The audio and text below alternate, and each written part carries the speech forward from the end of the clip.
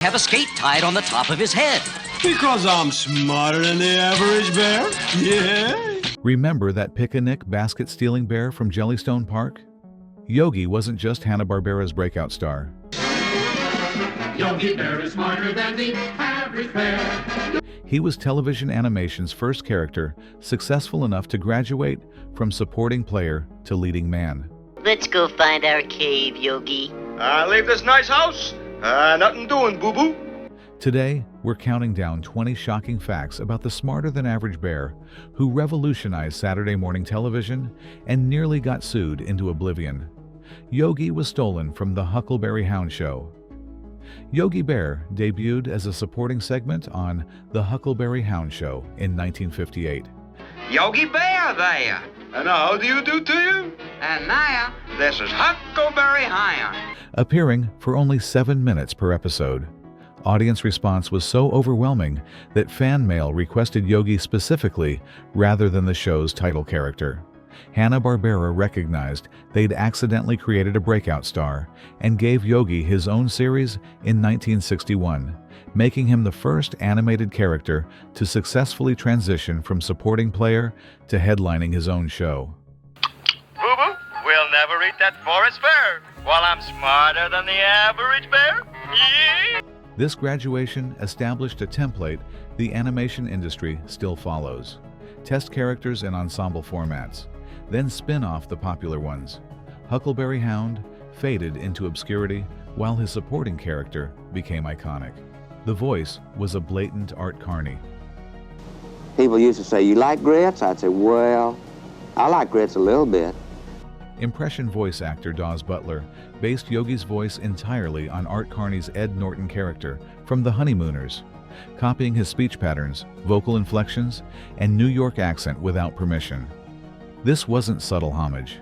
It was deliberate imitation, so obvious that everyone in the television industry immediately recognized it.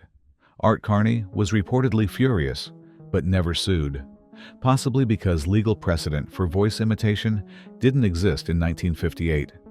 Butler performed the Carney impression for over 30 years across hundreds of Yogi appearances, building an entire career on someone else's vocal characterization. Modern voice actors consider this ethically questionable, but 1960s animation operated with different standards. Yogi's name was designed to avoid a lawsuit.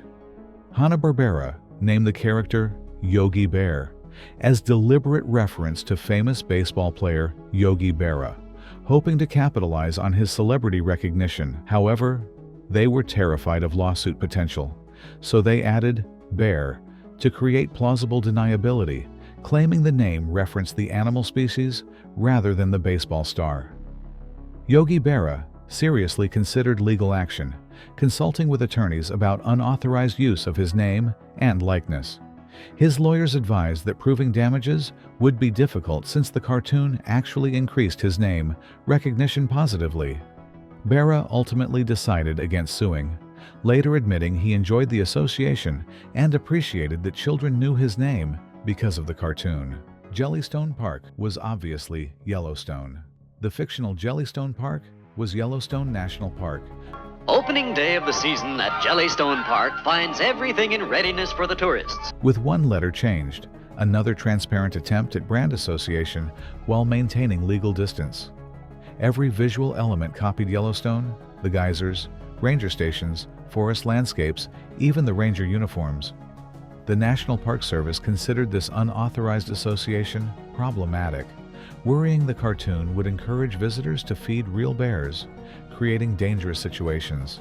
They sent Hanna-Barbera a formal complaint requesting the show include educational disclaimers about not feeding wildlife. The studio refused, arguing their cartoon bear was obviously fictional.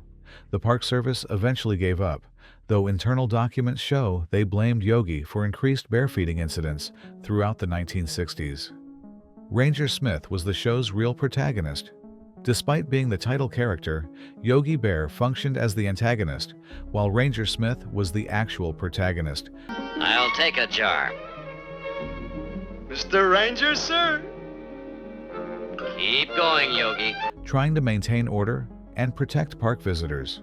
Smith had clear goals: faced obstacles from Yogi's schemes, and experienced character development across episodes. Yogi remained static. He wanted picnic baskets in episode 1 and still wanted them 3 years later. Writers structured episodes from Smith's perspective, making him the sympathetic everyman dealing with an impossible situation. The show was produced in 6 months. Hanna-Barbera created all 33 episodes of the first season in an impossibly compressed 6-month production schedule. This breakneck pace required 3 animation teams working simultaneously on different episodes, creating noticeable quality inconsistencies. Character designs varied between episodes, background details changed randomly, and animation errors were left uncorrected. Boo Boo was added to give Yogi someone to talk to. Boo Boo didn't exist in Yogi's original Huckleberry Hound Show appearances. Writers added him specifically because Yogi talking to himself seemed crazy, and talking directly to the camera broke the fourth wall awkwardly. Boo Boo functioned as Yogi's conscience and exposition device, allowing writers to externalize Yogi's thoughts through dialogue.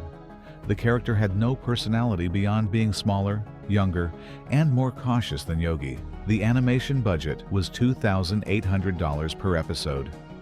Each 7-minute Yogi segment cost approximately $2,800 to produce, extraordinarily cheap even by 1961 television standards. This minimal budget forced extreme shortcuts. Characters moved only their mouths, while bodies remained static, backgrounds repeated constantly, and walk cycles were reused dozens of times per episode. Hanna-Barbera pioneered limited animation techniques that reduced frame counts from Disney's 24 frames per second to as few as 8 frames per second. Yogi's collar and tie saved animation costs. Yogi's hat, collar, and tie weren't fashion choices. They were strategic, cost-saving devices. The collar created a visual separation line between Yogi's head and body, allowing animators to draw his talking head separately from his static body. This meant only the head needed to be redrawn for dialogue scenes, while the body remained a single, reusable drawing. The show featured 2 completely different, supporting segments. The Yogi Bear Show wasn't just about Yogi. It included 2 unrelated 6-minute cartoons, Snagglepuss and Yacky Doodle. These supporting segments had nothing to do with Yogi or Jellystone Park and featured completely different characters, settings, and voice casts. This anthology format was standard for early television animation, packaging multiple properties together to fill 30-minute time slots. Modern viewers find this structure confusing, expecting unified storytelling. The supporting segments were essentially pilot tests for potential spin-off shows that never materialized successfully. Daws Butler voiced 6 different characters simultaneously. Voice actor Daws Butler performed Yogi, Snagglepuss, Huckleberry Hound, Quick Draw McGraw, and multiple supporting characters, often recording all of them in the same session. Don't see me. Well, you know, Yogi, it's not a question of embarrassment. I told you before, I'm not a ventriloquist. And when you talk, my lips move. This wasn't creative preference. It was budget necessity. Hiring one actor to perform multiple roles saved thousands in union fees and residual payments. Butler would switch between character voices with minimal breaks, sometimes recording conversations where he voiced both participants. His vocal versatility made him invaluable to Hanna-Barbera. Kellogg's controlled the show's content. Kellogg's cereals sponsored the show and demanded script approval before animation began. They prohibited any content showing unhealthy eating, banned references to competing food products, and required characters to express enthusiasm about breakfast. Several episode scripts were rejected because picnic baskets contained sandwiches instead of cereal. Writers complained that sponsor interference restricted creative freedom and forced awkward product integration. The smarter-than-average bear line was accidental. Yogi's catchphrase, "I'm smarter than the average bear," wasn't in original scripts. Daws Butler improvised it during a recording session when the scripted dialogue felt flat. Director William Hanna loved it immediately and instructed writers to include the phrase in every subsequent episode. The line became so iconic that it appeared in 27 of the show's 33 episodes. he forgets. And I quote myself, I'm smarter than the average bear. Sometimes multiple times per episode. Ranger Smith's name changed 3 times. The Ranger was initially called Ranger John Smith, then Ranger Tom Smith, and finally just Ranger Smith, with no first name.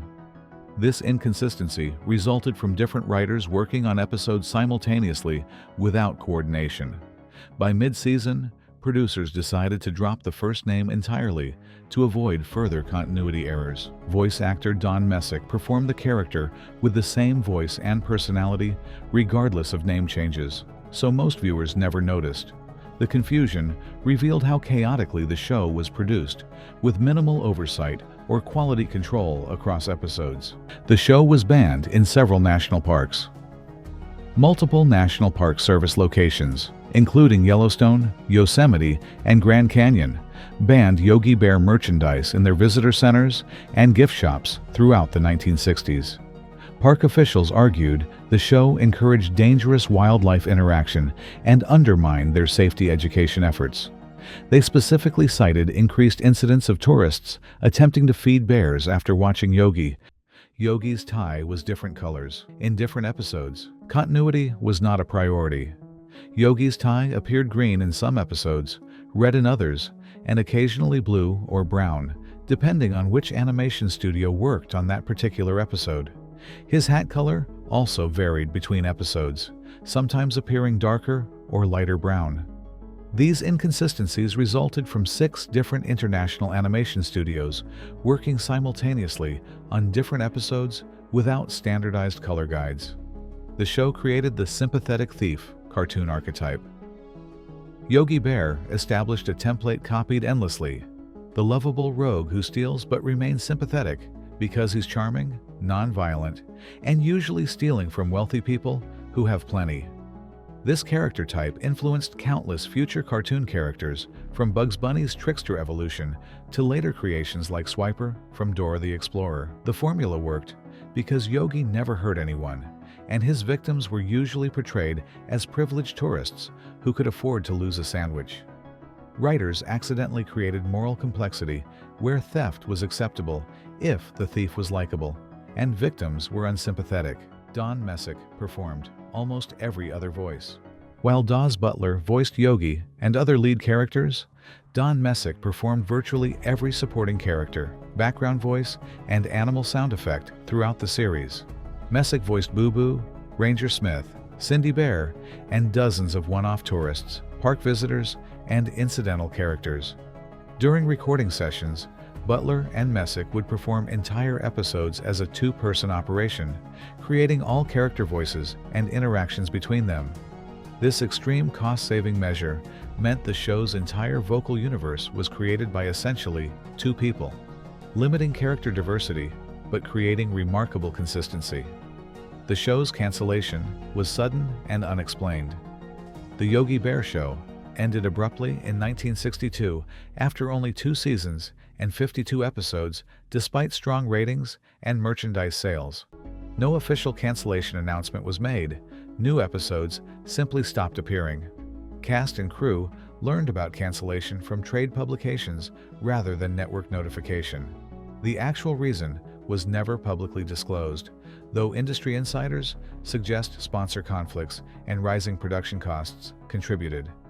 Yogi continued appearing in other Hanna-Barbera productions and specials, but his standalone series ended without fanfare, resolution, or acknowledgement that it was over. It proved television animation could be profitable.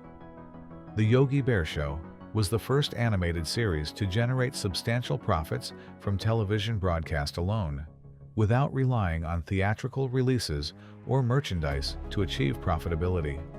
The show's low production costs and high advertising revenue created a financial model that revolutionized the animation industry. Before Yogi, conventional wisdom held that quality animation was too expensive for television budgets. Hanna-Barbera proved that limited animation could be financially sustainable while still entertaining audiences. This discovery changed animation history. Suddenly, television could support animated programming profitably. opening floodgates for decades of Saturday morning cartoons. So there you have it, 20 wild facts proving the Yogi Bear Show wasn't just a charming cartoon about a picnic basket thief. It was a rushed production that revolutionized television economics, stole voices and locations, infuriated park rangers, and accidentally created character archetypes that influenced animation for decades. The wildest part: a show produced with impossible deadlines and minimal budgets became so beloved it's been in continuous syndication for over 60 years.